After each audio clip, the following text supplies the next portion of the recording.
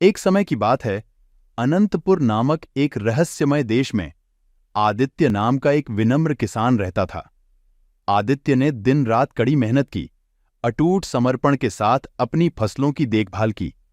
उसे नहीं पता था कि उसका जीवन एक जादुई मोड़ लेने वाला है।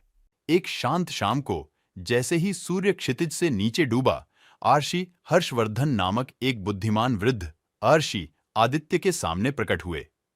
आर्षि ने मंत्रमुग्ध वन के मध्य में मंत्रमुग्ध प्राणियों द्वारा संरक्षित एक छिपे हुए खजाने की बात की।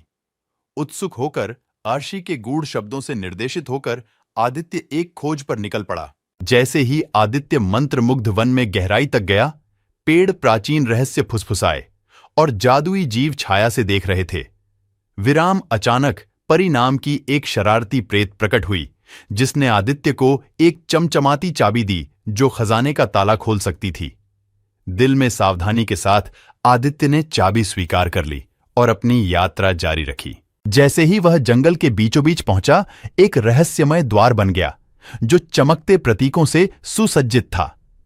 आदित्य ने चाबी डाली और गेट चरमराकर खुल गया, जिससे तैरते द्वीपों और गिरते झरनों से भरा एक मनमोहक क्षेत्र दिखाई देने लगा।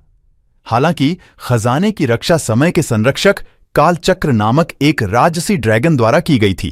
कालचक्र बोला, खजाने पर दावा करने के लिए तुम्हें उस पहेली का उत्तर देना होगा जो समय से भी परे है।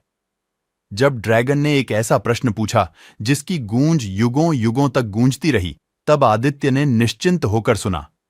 विचार में डूबे हुए आदित्य ने ज्ञान और दयालुता में निहित उत्तर दिया।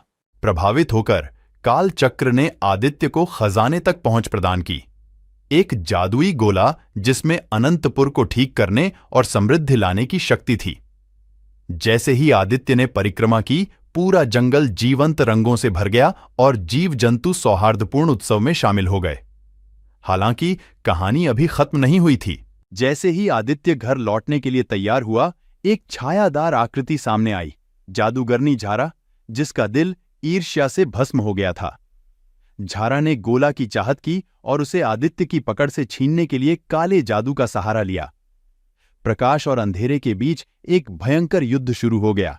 प्रत्येक मंत्र मंत्रमुग्ध परिदृश्य में एक चकाचौंध दृश्य।